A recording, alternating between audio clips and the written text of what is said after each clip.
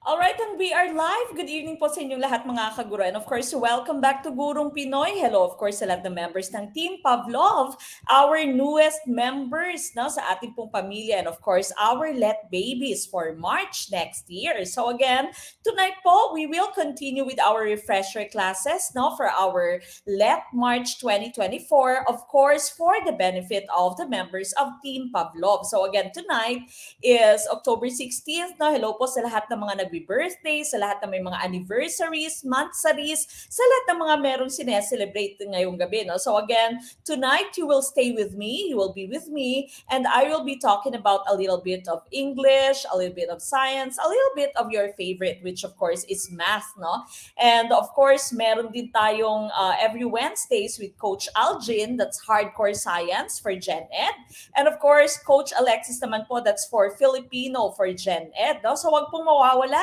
MWF po, meron tayong refresher classes for LET March 2024. Pwede po kayong manood ng libre dito po sa ating Gurong Pinoy's Facebook page. Ganon din po sa ating YouTube channel that is still Gurong Pinoy.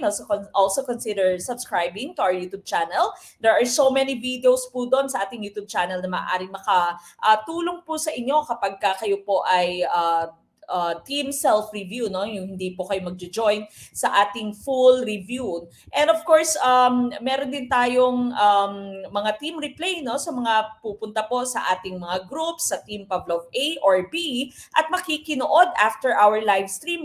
Good evening din po. No? Sa mga newbies natin, hello po sa newbies, no? If this is your first time to watch us, hello po, good evening. And of course, pasok po kayo. Tuloy po kayo sa aming tahanan. Welcome po tayong lahat dito sa Gurong Pinoy. Now, of course, I've been talking about Team Pavlov. This is our group for LET March 2024. And of course, makakasama niyo po ako, Coach Mec, for our LET preparation. That's for Gen Ed and Prof Ed. Kasama din po, of course, yung ating viral summa cum laude si Coach June. And of course, yung ating number one, top one, SPLE for March 2023. That's Coach Toto. No? So, si Coach June po for your general education na other topics like Rizal, meron kang social studies, meron kang Philippine history, all those topics, no, even art appreciation under po kay Coach June. And of course, si Coach Toto, alam nyo na, no, batikan sa ating mathematics. Okay? So, again, if you still want to join us, open pa rin po. Pwede pa rin po kayo mag-send a message sa ating Facebook page and join us. No? Your orientation for Gen Ed and Prof Ed is going to be on November 10th. Now, for our LET majorship, we also have our orientation, and that is going to be on October 28th. Then diagnostic test would be on October 29th. And of course, you know na dito po sa Gurong Pinoy piling-pili lahat ng ating mga majorship coaches. And so, if you'd want to not just pass the LET, but also to top the LET or to ace the LET, send a message dito po sa ating Facebook page kung paano po kayo makakapag-join sa ating LET review, okay? Sa ating pong full online review sessions. And of course, you also have our Civil Service Examination Review Program for March 2024.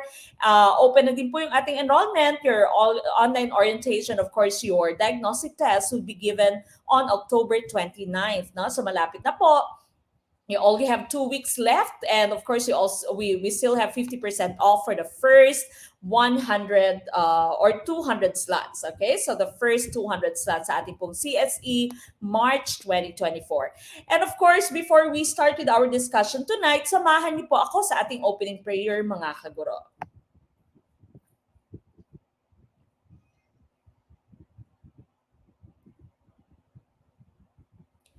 Dear Lord, I come to you to ask for your guidance and direction in this study session.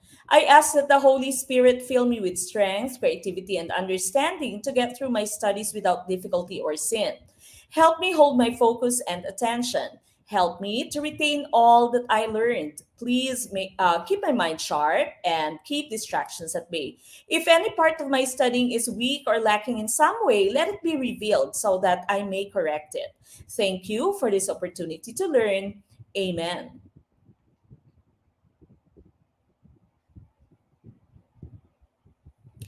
Okay, so once again, this is Team Pavlov's refresher class for October 16, 2023. Please like, love, and of course, share our video. Very important po that you are sharing our video so that we can reach out to more people. Mas marami po tayong maging membro, and of course, mas marami po tayong matulungan sa kanila pong paghahanda para sa kanilang licensure exam for teachers. Babasa po muna ako ng ating mga comments while waiting for the rest of you to please share and of course love our video, no? Like, love, and share our video. Good evening from Bulinaw, Pangasinan. That's coming from Ma'am Rochelle Ann Toquero Coberto or Caberto. Good evening po, good evening. Maayong gabi sa inyong tanan, no? Si Ma'am Tess Villegas Pichay, di ka late, no? Sino pong hindi late? Okay, so may nakahabol, hindi late. Good evening po sa ating lahat. Who else? Good evening po, Coach Mek, watching from the province of Aurora. That's coming from Ma'am Jenny Peña. Good evening po. Ma'am Eda Marie L. Dequina or Dequina. Good evening po sa inyo, ma'am. Pabati po, Team Brunner here from Ma'am Maria Ria Rosa. Thank you po dahil sa inyo naging LPT ako. God bless po. Congratulations. Of course, isa sa ating mga LPT si Ma'am, no? Good evening po sa inyong lahat. For those of you who have been tagging your friends, maraming salamat po. Gaya na lamang ni Ma'am Norlaila Julitin or Holitin, no? Who has tagged her friends. Good evening, Coach Toto. Good evening, Team Pavlov. Sabi ni Coach Toto, no? He is, of course, watching from Saudi Arabia. Magandang gabi sa inyong lahat. Watching from the City of Lions, Singapore. Wow, si Ma'am Tess Villegas Pichay. Ang swerte, 2 beses ko na pong nabasa ang pangalan ni Ma'am Tess ngayon. Si Ma'am Carla from Marinduque. From Marinduque, no? Team Pavlov. Maayong gabi, ma'am. Watching from Bacolod City, Ma'am Cristel May Sibatna Resmundo. Malapit lang sa amin. From the province of Biliran. Hindi ko po nababasa yung inyong pangalan, no? Parang Alibata yata yung pangalan ni ma'am. Wow, from Macau. Hello po. Good evening, Ma'am Bernadette Lingayo. Good evening po sa inyo. From Oman. Excited po ako makinig. Sabi ni Ma'am Mary Rose Pabalay, no? Good evening or it probably is the afternoon ngayon no, sa Oman. Hello po, good evening or good afternoon po. Ma'am Mary Rose. From Cebu City, Ma'am or si Sir Shitsu Satoshi. Okay? We also have Ma'am Mary May Baya. 4th year college, taking BS Ed, English. Okay, hello po, good evening. From Lutayan or Lutayan, Sultan Kudarat, Ma'am Sara Bisalaw Mante. Good evening po sa inyo. From North Cotabato, ay Facebook user, hindi ko po nakikita yung pangalan ninyo. Ma'am Jean Lorica Valuis Matobato. Good evening, Coach Mek and future LPTs watching from Tacloban City. Okay, again, please do like, love, and share our video po. Paki-share po ng ating video so that we can reach out to more people and to more kaguro. From Calambanga, Camarines Sur, Sir Alex Adolfo. Good evening po. From Marawi, Assalamualaikum, Ma'am Norain Pascan. Good evening po sa inyo lahat, mga Muslim brothers and sisters natin. Good evening po. From Surigao del Norte, Ma'am Jenny Salado. Good evening po sa inyo. From Antique, malapit na din sa Iloilo, Ma'am Michelle Joyce Sastrillo. From Oriental Mindoro, Ma'am Maria Alea Bantigue. Good evening po. Okay, from Sorsogon, from Irosin, Sorsogon, hindi ko po nakikita yung name ninyo. Facebook user lang po nakalagay. From Pangasinan, Ma'am Cristel from YouTube, no? From watching sa ating YouTube channel. From Isabela, Ma'am Claire Gumaro. Okay, again, paki-like po, love, and of course, share our video so that we can reach out to more people. First time manood ngayon ng live, si Ma'am Vilma Mendoza. Good evening po from Pangasinan. And of course, while you are answering our items, no, pakilagay po ng item number, numbered, and of course, letter of your choice. And galing po sa aming experience, yung po mga always active no, sa ating pong live stream, yung mga kadalasan pa nga, yung mga makukulit, katulad ni Coach Toto, no? yung mga madadaldal, makukulit, magugulo sa ating live stream, yan po yung mga nagiging top-notchers. Okay? So make sure that you are participating. Do not be scared of making mistakes. No? Do not be scared kahit ligwa, kahit magkamali. Okay lang po yan. Move on kaagad. Ang importante po dito tayong natututo. Hindi po recorded yung scores natin dito. No? Because of course, we've always been saying this is your safe space. Okay lang po magkamali dito. Wag lamang po sa ating actual let. Okay? So, ready na po ba tayong magkamali? And of course, ready na po ba tayong bumangon at mag-move on? Please do like, love, and share our video, of course. And let us all start with question number 1. Ayun si Sir Toto. No? Si Coach Toto. Sabi ni Coach Toto, coach naman. All right, number 1. Oy, Coach Toto, your favorite. Which of the following is not a multiple of 11? No? Pambungad, unang-una, paborito nyo kaagad. Is it letter A, 1,111? Letter B, 451? Letter C, 759? Or letter D, 221? What is our choice? Ayan, si Sir Kenzo. Ready na po daw maligwak si Sir Kenzo. Hello po. Mga live streams, inuulit daw ni Sir Vincent. That is a very good strategy. Congratulations in advance, Sir Vincent. All right, I see a lot of letter D sa ating question number 1. Ang aking asawa ay tumatawag. Pasensya po. Okay, pasensya asawa, hindi ko po masasagot. All right, letter D kaya?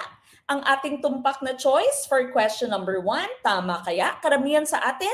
Or genocide kaya? Ligwak kaya? Karamihan sa atin? Now, we are looking for a number that is not a multiple of 11. And of course, kapag ka sinabi po nating kapag ka sinabi po nating multiple, it is a product of 11 and another factor. No? So, produkto siya. Kumbaga, when you multiply 11 and another number. And we are looking for the exception, no? Yung hindi multiple ng 11. Okay? Hello, Sir Enrico Servito. Na-miss niya po daw ako. Hello po. I miss you too, Sir Enrico. Alright, now before we go to our answer, no, these are some of our divisibility rules. Okay? So, hindi ko na iisa-isahin pa. And of course, if you are a member of Team Pavlov, you can easily download our PDF later, no? So, focus na lang po tayo dito sa ating number 11. Sabi dito, how would you know whether a number is divisible or whether a number is a multiple of 11? Now, what you do is you subtract the last digit from the number formed by the remaining digits. If the new number is divisible by 11, the original number is divisible by 11. No? So, kukunin mo yung pinakahuling digit and isasubtract mo siya from the number that is formed by the remaining digits. No? So, dapat multiple ng 11 yung magiging new number. No? So, let's take a look at your different choices here. And of course, sabi ninyo, letter D. Letter D daw yung inyong choice, no? Not a multiple of 11. Okay, and of course, letter D po ang ating tumpak na choice dito. So, tama po yung letter D, no? If you are going to subtract 1, kasi sabi kanina sa ating divisibility rule, how would you know whether a number is a multiple or is divisible by 11? You subtract the last digit from the number formed by the other digits. No? So if you do that, if you have 111, no? So ayan, 111 minus 1, your answer would be 110. And you know that 110 is divisible by 11, di ba? That's 11 times 10. No? So tama po ang letter A mo. If you have letter B, you'll have 45 minus 1, and that would be 44. No? So sana po nagigets kung paano natin nakuha yung 45 minus 1. We subtracted the last digit, which is 1, from the number that is created by the other digits. So 45 minus 1, and your answer will be 44. 44, of course, would be 11 times 4, di ba? And for letter C naman, you have 75 minus 9. What is 75 minus 9? 66. Tama po ba? Okay, so 66, no? 75 minus 9 is 66. And of course, you know that 66 is 11 times 6. So, sa inyo naman pong 22 minus 1, that would give you 21, and 21 is not a multiple of 11, di ba? So dapat 220, kung 220 po pwede, di ba? So that's 22 minus 0, which is equal to 22, and 22 is 11 times 2. So sana po pwede siyang maging multiple of 11. Okay? So tumpak po ang number 1, letter D, ang ating tumpak na choice. Hello, Ma'am Sara Rivera. Nakakamiss, sabi ni Ma'am Sara na from Team Skinner. Okay, good evening po sa lahat ng members ng Team Skinner. Our future LPTs, malapit na yung inyong results na by December. Hopefully by December 6th or 7th, mailabas na po ng PRC yung ating results for September 2023 na left. All right, we move on with question number 2. A group of organisms similar to one another that can interbreed is known to scientists as letter A, molecules, letter B, organic cluster, letter C, genus, or letter D, species. What is our choice? Number 2, pakilagay po ng ating item number, ilagay po yung number, and then of course the letter of your choice. Okay, again, please put the item number and the letter of your choice. Bang! Putok agad, sabi ni Sir Ralph Nino. Sana all pumuputok, no? Wag lamang po yung bulkan. Okay, number 2, I see this again. Okay, letter D again. Tumpak kaya ang letter D. We are looking for a group of organisms that are similar and they can interbreed. Okay, so sinasabi ninyo dito, letter D. Letter D, good evening, Ma'am Julian Magno. Hello po, habol po kayo. From Team Skinner, Ma'am Maria Barnuevo. Hello po, good evening. Okay. Now, ang letter D po ninyo, species, that would be the right choice. Okay, so tama po yung letter D, species, no? Well, actually, you can pronounce this two ways. Some people would say species, or other people may also say species. No, I heard Americans say species. Po pwedeng species or species, no? And you also need to remember na ang species po is both plural and singular. So wala pong term na species. Even if you just say there's only one species, it should be species, no? Dapat po one species. Wala pong species na term, no? So species would be both singular and plural, no? So species po ang ating tumpak na choice dito. Tingnan niyo po yung ating question, no? Grupo ng organisms that are similar to one another and can interbreed. Ito po yung pinaka-importante, which means that they can have offsprings, they can have kids, no? So po pwede silang mag-reproduce, kumbaga, no? So that's one very important characteristic of organisms belonging to the same species. All right? So species, letter D, ang ating pong tumpak na choice. Okay. Now remember the different classifications in your taxonomy, the different levels in your taxonomy. Makinig po.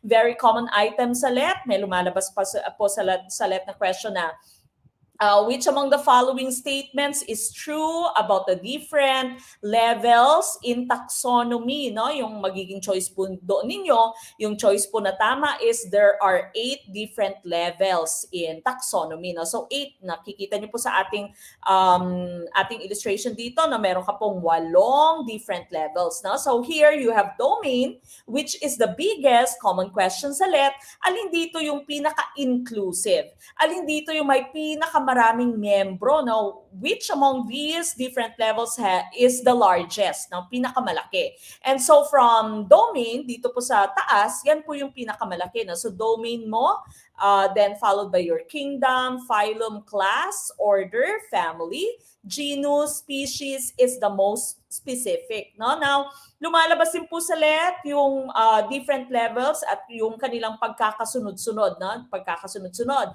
And so you have to remember, meron po tayong mnemonic na Dear King Philip, no? So Dear King Philip came over for great spaghetti. Okay? So Dear King Philip came over for great spaghetti, no? So actually, depende po sa inyo kung ano yung magiging mnemonics niyo, kung saan po kayo mas komportable, no? So kanya-kanyang choice, po pwede pong gumawa kayo ng sarili niyo mnemonics, basta po maalala ninyo yung pagkakasunod-sunod ng ating different levels in taxonomy kasi lumalabas po itong lahat sa inyo pong licensure exam for teachers. So if you have a scientific name na vulpes, no? Yung first term mo po dito, the first name, which actually starts in capital letter, That would be the genus name. And the last word, vulpes, na small letter naman po, that would be the species name. So again, remember, if two organisms are belonging to the same species, that means these two organisms can interbreed. So tao sa tao, magkakaroon ng anak, di ba? Ikaw at ang kabayo, ikaw po at ang kambing, ikaw po at ang aso, kahit anong mangyari po, kahit anong gawin natin na hindi po kayo magkakaanak, no? You cannot interbreed because you do not belong to the same species. All right? So punta na po tayo sa ating number 3. Number 3 of physical properties of matter, which is the amount of matter in an object. Letter A, mass. Letter B, volume. Letter C, density. Or letter D, physical state. What is our choice? Padaan po, Coach Mec, Team Brunner. Noon, let passer na ngayon. Thank you po, Gurong Pinoy. That's coming from Ma'am Amor Madrinian Rebato. Good evening po. Okay? Magkatunog, magkapareho, sabi ni Ma'am Tess. All right, number 3, I see a lot of letter A's. Letter A kaya ang ating tumpak na choice. Parang palagi nagkakasundo yung ating mga kaguro. Parang feeling ko, nag-group study po kayo, no? Meron siguro kayong mga GCs, kung saan may mga kuro-kuro, no? May mga group study. Okay, and that is a very good technique din and very good way to prepare for your licensure exam for teachers. Of course, no? As we all know, kapag ka meron kang problema, kapag ka meron kang challenge at di-divide mo na among the people who support you, that becomes lighter, di ba? So, nagiging lighter yung ating load. Nakakakaba, ma'am, pag naiiba ka ng answer. Sabi ni Ma'am Jessa May Oray. Huwag po kayong kabahan, no? Stand by your answer. Huwag pong palitan yung answer kapag kaiba. Malay nyo po, kayo pa po yung tumumpak, no? At hindi maligwak. Ayun, letter A kaya, the power of A, sabi ni Ma'am Tess, no, of physical properties of matter, which is the amount of matter in an object. Ang tumpak na choice natin, of course, dito would be letter A. Tama po yung letter A, mass. Now, what about the rest of your choices? Volume is the amount of space that matter occupies, no? So, kumbaga, if you can occupy this amount of space, that is your volume. Ayan po yung inyong volume. And of course, we know that kung regularly shaped matter siya, it would just be length times width times height, di ba? That would be the formula for volume. Your density would be mass divided by volume. Okay? So kung gaano ka intact, no, yung mass in a certain amount of space, that's your density. Physical state, of course, these are the phases of matter, no? Yung tawag natin dito, the state of matter or phases of matter. It can either be solid, liquid, gas, or plasma. Okay? Now, ipinasok ko lamang po dito the difference between mass and weight. Lumalabas din po ito. Kung hindi man sa Gen Ed, maaari po sa Gen Sci, no, sa majorship po. Alright? Now, the difference between mass and weight, di ba, napag-usapan na po natin yung mass, this we said was the amount of matter in an object, no? Kung gaano kadami yung matter sa isang bagay, no? That's your mass. Now, ang weight po, this is the pull of gravity on an object. Pull ng gravity. So, depende po siya kung saang planeta ka, yung inyong weight, no? Kung mahina po yung pull of gravity in a certain planet, mababa din po yung inyong magiging weight, no? So, sabi dito, this is on the Earth, and this is on the moon, no? Your mass would always be 56 kilograms, no? Your mass stays the same kasi wala namang iniba, no? Wala namang pagkakaiba sa amount of matter na meron po sa inyong katawan. Ganun pa rin. 56 kilograms pa rin.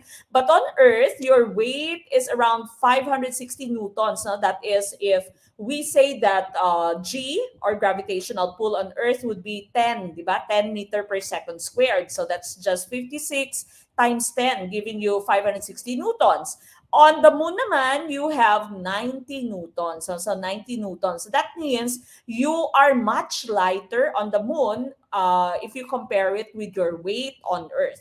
Pero yung naiiba po ay yung weight, hindi po yung mass. Okay? So actually, sa mga tawag dito, driver's license natin, sa mga IDs natin na merong mass, no? Yung merong weight, actually mali po siya. Dapat po mass yung nakalagay, di ba? Sa driver's license nyo, merong height, merong weight. So yung weight po na term doon, scientifically speaking, mali po siya. Dapat po mass siya, di ba? Because it is written in kilograms, not in newtons, no? So you get your weight by multiplying your mass by the pull of gravity. So dapat po, again, no? Sa ating po mga driver's license, dapat po it should be height and weight. Hindi po height and mass, sorry. Height and mass, hindi po height and weight, no? Pero weight po yung nakalagay sa ating driver's license. So mali. Mali yung LTO, no? Mali yung iba pang mga IDs natin na may height and weight. Dapat po height and mass po yung nandyan. Sa national ID yata natin, wala namang height tsaka mass, no? Or height tsaka weight. No, if I can remember correctly, parang wala naman pong weight sa ating pong national ID. No? Na takot kang ipakita, di ba? AI ka ng AI, pero yung national ID hindi daw maipakita. Okay, we go to the next item. Oh, ayan na naman, your favorite, no? Paborito po natin. A board was 24 and 3/8 inches long. A worker cut it into pieces that were 4 and 7/8 inches long. The worker cut the board into how many pieces? Would it be letter A, 4, letter B, 5, letter C, 6, or letter D, 7? Okay, what is our choice? Ayan, sana all naka-photo lab, sabi ni Sir Toto KBL. No? But yung mga advice ng ibang tao, wag daw po kayong post ng post or wag po kayong gamit ng mga apps, no, for photo lab kasi nagagamit po yung inyong facial features, no, maaring maipaskil, baka gamitin sa ibang videos, no, yung inyong itsura or magamit sa paggawa ng IDs or whatever, no. So hinay-hinay po tayo sa photo lab. Of course, alam naman natin, yung ugali lagi ng Pinoy is to jump into the wagon, di ba? Palagi nakikisali sa kung anong uso. But hinay-hinay po na think twice before you do something because it might do harm in the future, no? Baka po magamit sa paglo-loan yung inyong itsura at gawan kayo ng ID kasi andyan na, nakabalandra na po yung inyong facial features sa internet. Okay? So, hinay-hinay po tayo sa pagfo-photo lab. Alright. Although yung iba ay willing-willy kasi nga ang popogi at ang gaganda naman talaga sa photo lab. Excuse me. Okay, I see a lot of letter C's sa ating question number 4. Although some of you are saying letter B, meron din naman ako nakitang letter D. Tama kaya? Ang B or ang C or ang D? Okay, hula lang, sabi ni Sir JB. Sino yung maingay? Coach Toto. Yung mga maiingay, yan yung mga next top notchers natin. Okay. So number 4 again, no? Sabi na number 4 dito, a board was 24 and 3/8 inches long. A worker cut it into pieces that were 4 and 7/8 inches long. The worker cut the board into how many pieces? So medyo naging komplikado lamang po siya because we're actually dealing with mixed numbers. So meron kang whole number at meron kang fraction. No? You call this your mixed numbers. Kung whole numbers lamang siya, madali lamang. No? So what we simply would do is to divide your 24 and 3/8 by 4 and 7/8, no? Para makuha natin kung ilang piraso yung nakat ng ating worker. Okay? So let's proceed with our calculations. So you have 24 and 3/8 divided by 4 and 7/8, no? So again, you have your mixed numbers here, and what you would do is you convert this into your improper fraction, di ba? So what you do is you multiply your whole number with your denominator or by your denominator, 24 times 8, di ba? 24 multiplied by 8. Whatever is the product, you add that to your numerator and you simply copy your denominator, no? Ganon din po dito sa inyong divisor, di ba? So 4 times 8, 4 multiplied by 8. And of course, you need to add that. You need to add 32 to your 7 and simply copy your denominator of 8. Okay, so doing that, you have these as your answers. Also 24 times 8 plus 3, that would give you 195. Okay, 195, copy the denominator of 8.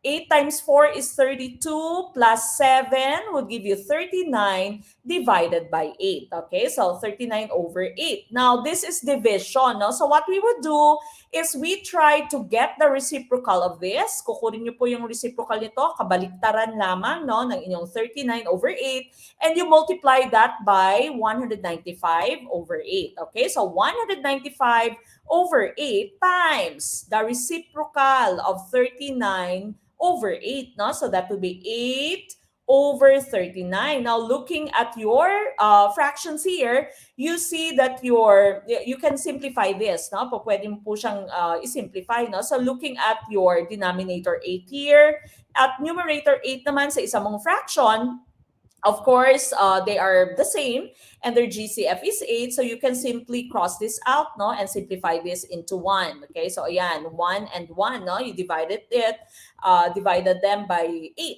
Okay, so 195 naman at 39, their GCF is actually 39. So 39 po yung GCF ng inyong 195 at 39. So 39 divided by 39 would give you 1. And 195 divided by 39 would give you 5. Okay, so 5 po yung magiging sagot mo doon. You proceed with your multiplication. So 5 times 1 equals 5, and 1 times 1, that would just be 1. Any fraction with 1 as their denominator, that would just be equal to your whole number. No? So the correct choice here is letter B. Okay, so letter B, 5 ang ating pong tumpak na choice. Okay, so letter B, 5 tuloy. Letter B, 5 is tumpak. Si Sir Alex Adolfo Leguac, sabi ni Sir Alex na okay lang po yan. Importante po ay natuto. Okay, so yay! Sabi ni Ma'am Rosabel Ulnagan. Tama, okay? Minsan pala, tama din yung manghula sa math, no? Sabi ni Sir JB. Kaya po hindi bawal manghula sa licensure exam for teachers. From Team Skinner, batiin ko lamang po, Ma'am Marjorie Canoy. Good evening po. All right, we go to question number 5. No? So again, of course, if you're a member Team Pavlov, you will be able to download our PDF later, and of course, mababalikan niyo po lahat ng ating mga calculations dito. Okay, number 5. What is a molecule that allows plants to capture energy from sunlight? Letter A, chlorophyll. Letter B, carbohydrates. Letter C, ATP. Or letter D, oxygen. What is our choice? Ma'am Inda Noor. Good evening, Coach Mac. Team Skinner here. Nakakamiss manood ng live dito. Super galing niyo po mag-discuss at daming lumabas noong September. Thanks for being a member of Team Skinner, manifesting LPT sa December. Of course, LPT na po yan, Ma'am Inda Noor. Siguradong sigurado na po. Okay, what is our choice? Number 5, letter A.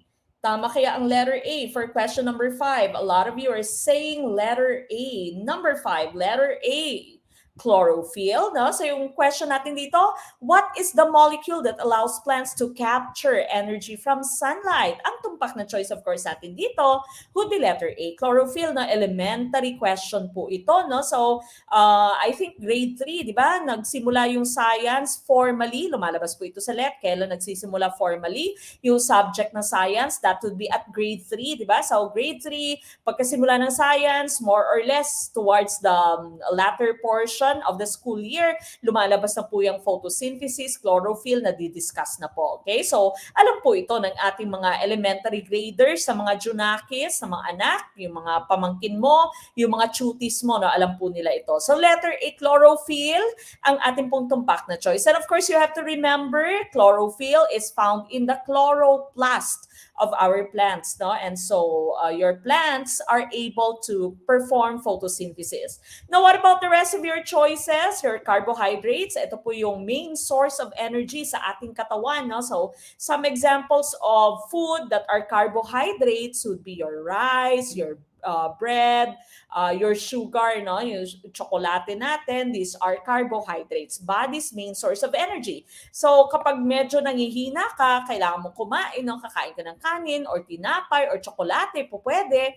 Kapag di ba, may hypoglycemia, yung isang tao no, kulang sa sugar, yung pinakamabilis pong first aid would be to sip yung mga energy or yung mga sugar rich na drink, no, usually soda, Coke, no, ipapainom ng Coke.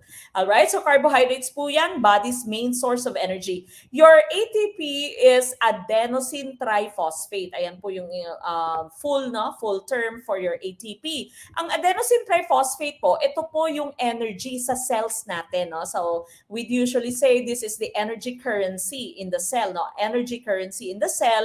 At ito po ay ginagawa sa ating mitochondria. Kaya po kung inyo pong naaalala, your mitochondria is or are called the powerhouse of the cell. Powerhouse of the cell.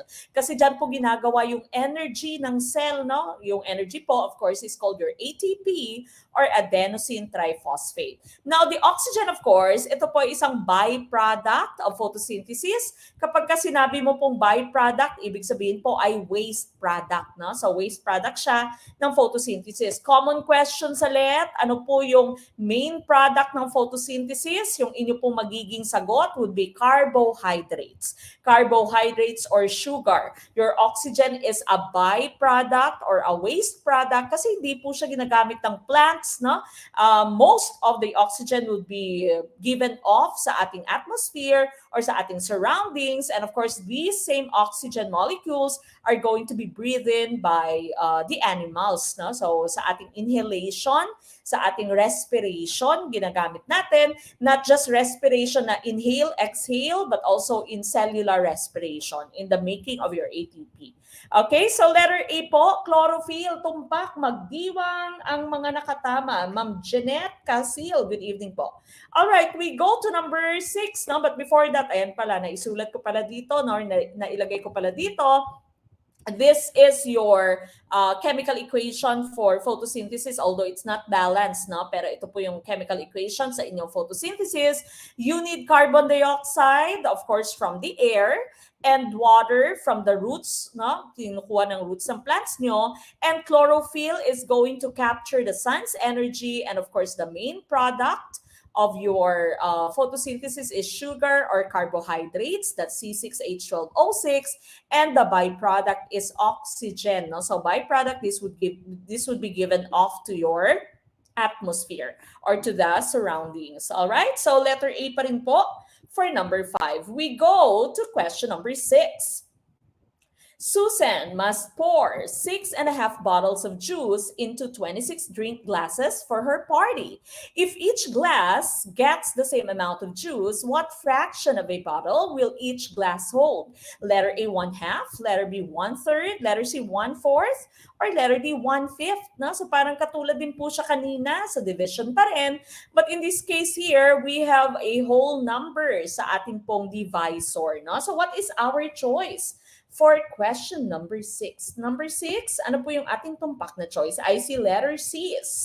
Sabi ni Ma'am L. Jane, letter C. Sabi ni Sir Al-Muqtadir, letter C. Ma'am Leslie Palaran, letter C. Ma'am Cristel, si Ma'am Cristel, letter C.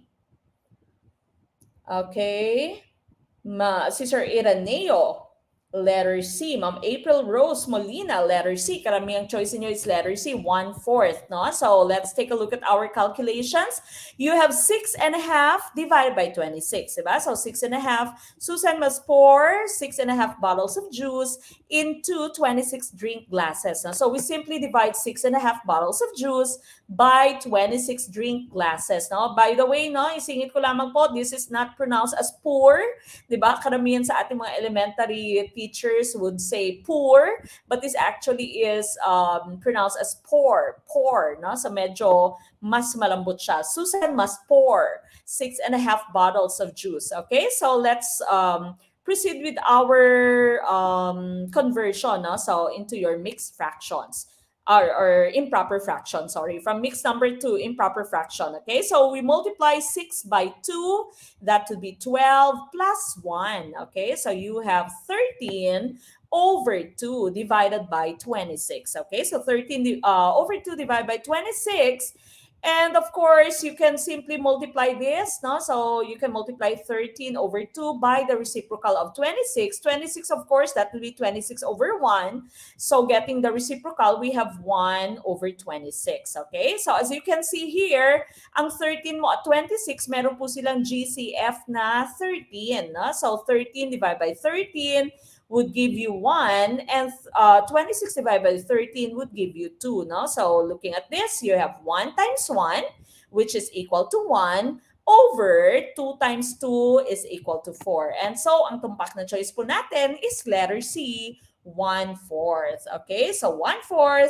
ang ating tumpak na choice. Ayan, sabi ni Ma'am Maria Alea Bantigue, CCF, copy, change, flip. Okay, so copy, change, flip. Sabi ng ating math major. Okay, so the tumpak na choice again natin dito will be letter C, 1/4. 1/4 po ang ating tumpak na choice. May lag po ba? Sabi ni Ma'am Vanessa Fernandez, may lag. Okay lang po. Ma'am Triza, kapag ka naligwak, no, move on lang po kagad.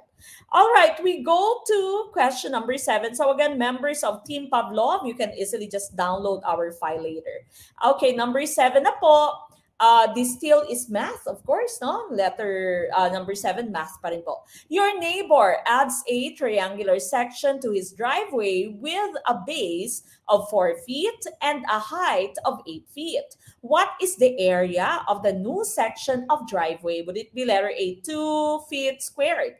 Letter B is 16 feet squared. Letter C, 32 feet squared. Or letter D, 36 feet squared. Now you can say 36 feet squared, or you can say 36 squared feet, no? Squared foot.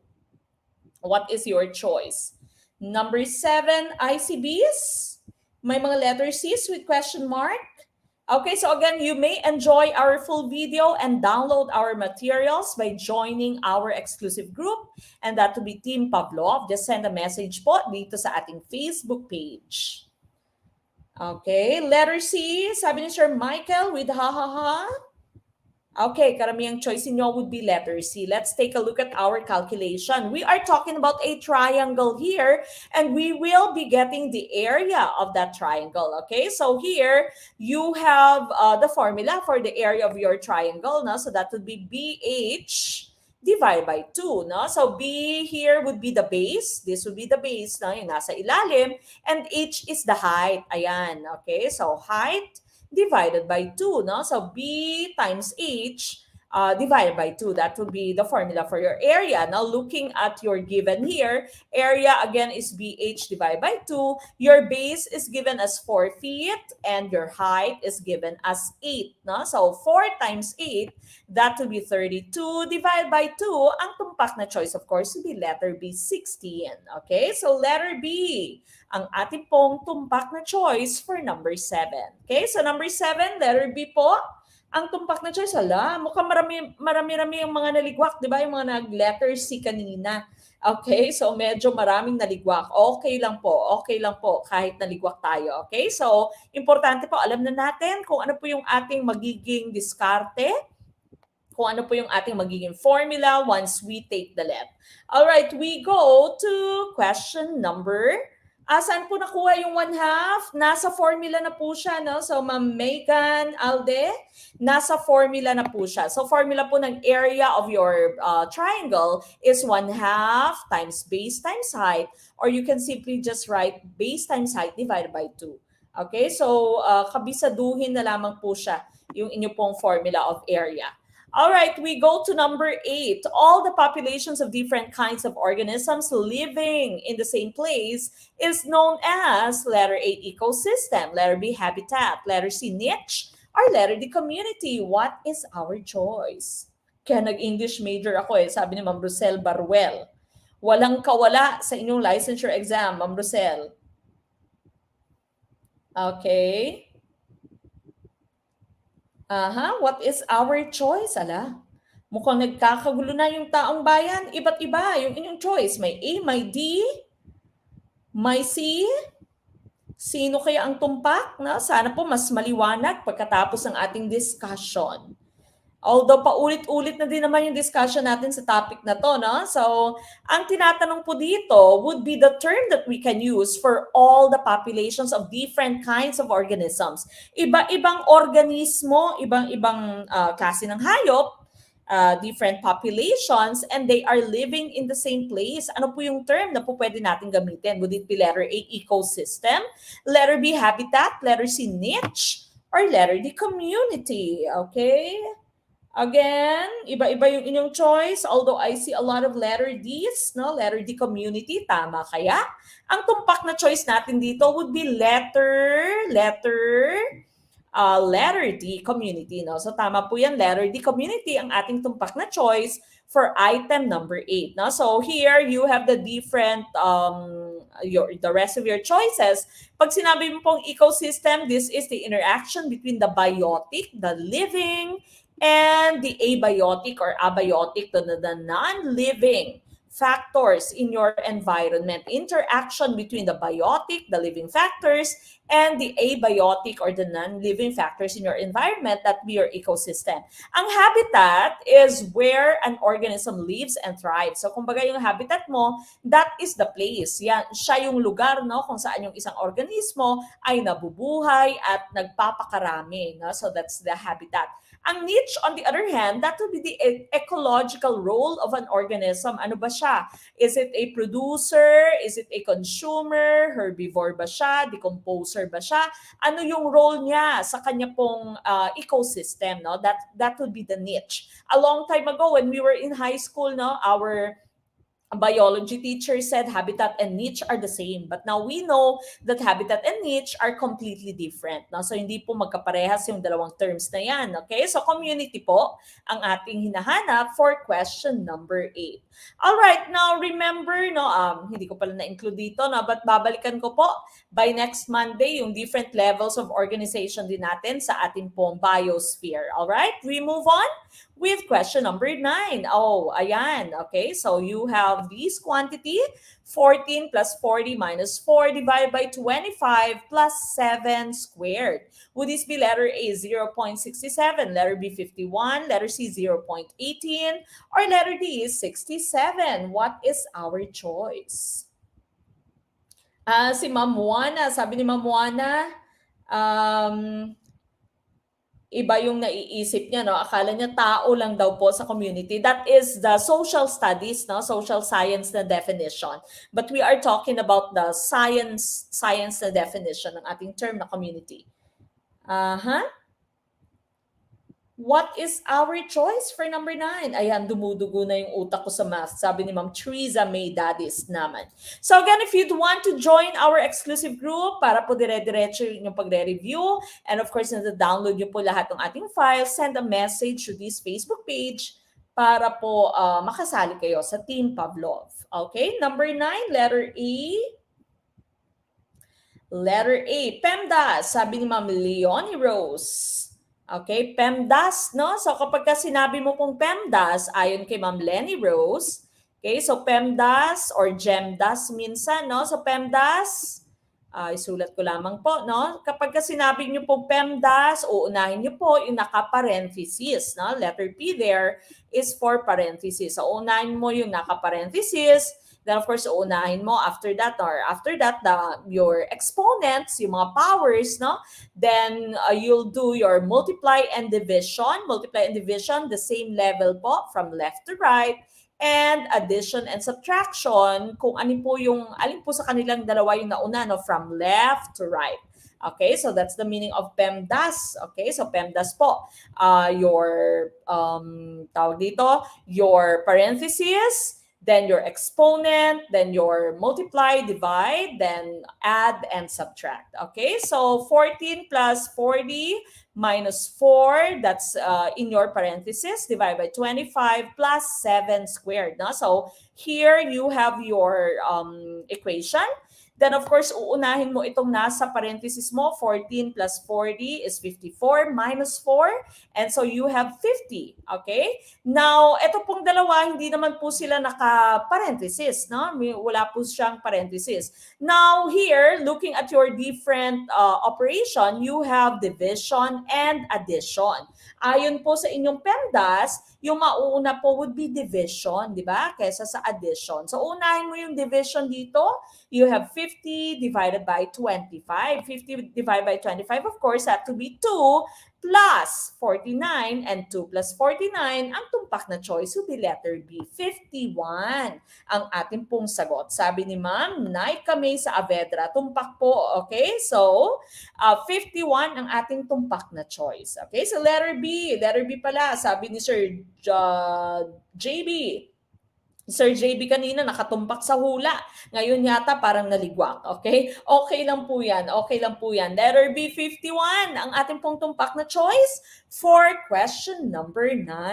We go to number 10. On levels of organization, the blank includes the community or organisms in an area as well as the non-living factors of the environment.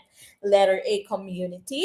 Letter B, ecosystem level. Letter C, organ system level. Or letter D, population level. Ay dito ko yata na ilagay no, yung different levels of organization natin.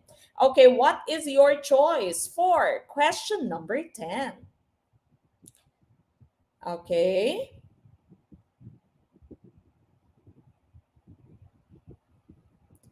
All right, what is our choice for question number 10? ICBs. Letter B, meron na kayong of course hint dyan, no? Sa ating question number 10. Na-discuss na po natin kanina on different levels of organization. The blank includes the community or organisms, your biotic factors, the living factors, as well as the non-living factors or your abiotic factors. And ang tumpak na choice, of course, would be your letter B, ecosystem. Okay, so ecosystem, because of course your hint here would be the non-living factors, so the inclusion of your non-living factors. So the inclusion of your community, your living factors, and your non-living factors. Okay, let's take a look at the different levels of organization. So again, you started with a cell. A cell is a basic unit of structure and function in living things. No? And a group of cells would be called a tissue. A group of tissues would be called your organ. Then a group of the different organs having the same function, you'd call those your organ systems.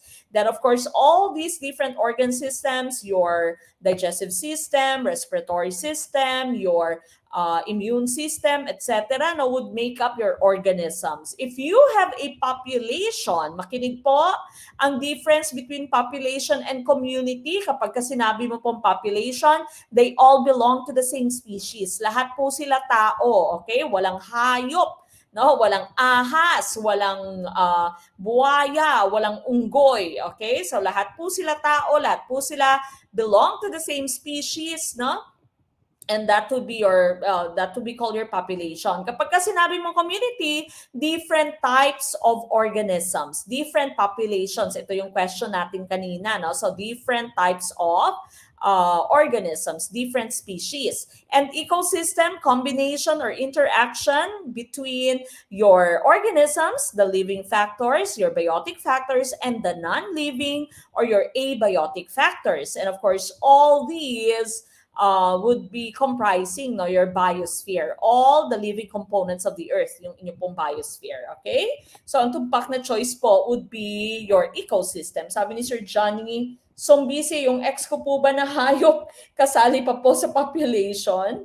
Okay, we go to question number 11. Oh, ayan, 11. Tingnan nyo yung pagkakaiba ng 11 kanina sa number 9, di ba? So, I hope nakikita natin para alam na natin kung paano po atakihin yung item number 11 of, you have the quantity 14 plus 70 minus 6 raised to the second power divided by the quantity 6 minus 3. What is your choice? Letter A, 5. Letter B, 12. Letter C, 16. Or letter D, 33. What is your choice? 33. What is your choice? Letter A, 5. Letter B, 12. Letter C, 16. Or letter D, 33. What is your choice? Letter D, 33. What is your choice? Letter C, 16. Or letter D, 33. What is your choice? Letter A, 5. Letter B, 12. Letter C, 16. Or letter D, 33. What is your choice? What is your choice? Okay, ano kaya ang tumpak na choice for question number 11? Number 11, what is our choice, mga kaguro?